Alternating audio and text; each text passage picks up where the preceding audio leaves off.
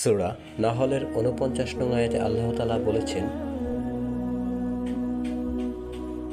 আল্লাহকে সিজদা করে যা কিছু নবমণ্ডলে আছে এবং যা কিছু ভূমণ্ডলে আছে এবং ফেরেশতাগণ, আর তারা অহংকার করে না। তারা তাদের উপর পরাক্রমশালী তাদের পালনকর্তাকে ভয় করে এবং তারা যা আদেশ পায় তা করে। এরপর ৫৩ এবং ৫৪ নং আয়াতে আল্লাহ তাআলা মানুষের মনস্তাত্ত্বিক এমন একটি কথা প্রকাশ করেছেন যা আপনাকে অবশ্যই ভাবনায় ফেলে দিবে। আল্লাহ তাআলা বলেছেন, তোমাদের কাছে যে সমস্ত নেয়ামত আছে তা আল্লাহরই পক্ষ থেকে। অতঃপর যখন তোমরা দুঃখ কষ্টে পতিত হও তখন তোমরা আল্লাহকে স্মরণ করো।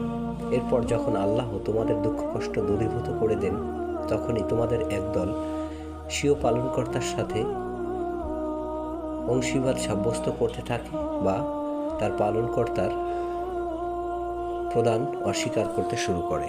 এবং এর পরের আয়াতে তাদের উদ্দেশ্য করে আল্লাহ তাআলা বলেছেন, অতএব মজা ভোগ করে নাও, সত্তরই তোমরা জানতে পারবে। এরপর সূরা ৬১ নং আয়াতে আল্লাহ তাআলা বলেছেন, যদি আল্লাহ মানুষদেরকে তাদের অন্যায় কাজের কারণে পাকড়াও করতেন তবে ভূপৃষ্ঠে চলমান কোনো কিছুকেই তিনি ছাড়তেন না, কিন্তু তিনি প্রতিশ্রুতি দিয়ে রেখেছেন যে নির্দিষ্ট সময় পর্যন্ত তাদেরকে অবকাশ দিবেন। অতঃপর নির্ধারিত সময় যখন এসে যাবে তখন এক মুহূর্ত বিলম্বিত করা হবে না এবং ত্বরান্বিত তারা করতে পারবে না। এরপর আল্লাহ তাআলা ৬৩ নং আয়াতে অত্যন্ত কঠোরভাবে নিজের উপর কসম করে বলেছেন, আল্লাহর কসম, আমি আপনার পূর্বে বিভিন্ন সম্প্রদায়ে রসুল প্রেরণ করেছি, অতঃপর শয়তান সেই সম্প্রদায়গুলোকে তাদের নিজেদের কর্মসমূহকে শোভনীয় করে দেখিয়েছে। আজ সেই তাদের অভিভাবক এবং সেই সকল মানুষদের জন্য রয়েছে যন্ত্রণাদায়ক শাস্তি। আর আমি আপনার প্রতি এজন্যই এই গ্রন্থ নাজিল করেছি যাতে আপনি সরল পথ প্রদর্শনের জন্য তাদেরকে পরিষ্কার বর্ণনা করে দেন যে বিষয়ে তারা মতবিরোধ করছে এবং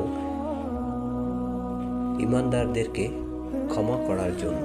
এরপর আল্লাহ তাআলা এই সূরার নামকরণের পেছনে রয়েছে যে নাহল অর্থ মৌমাছি, সেই মৌমাছিদের কর্ম, তাদের কাজকর্ম সম্পর্কে সুস্পষ্টভাবে কয়েকটি আয়াতে ব্যাখ্যা করেছেন এবং এরপর মৌমাছি থেকে নির্গত যে মধু তা যে মানুষের বিভিন্ন রোগের প্রতিকার সে কথা ঘোষণা করেছেন এবং এভাবে বলেছেন, নিশ্চয়ই এতে চিন্তাশীল সম্প্রদায়ের জন্য নিদর্শন রয়েছে।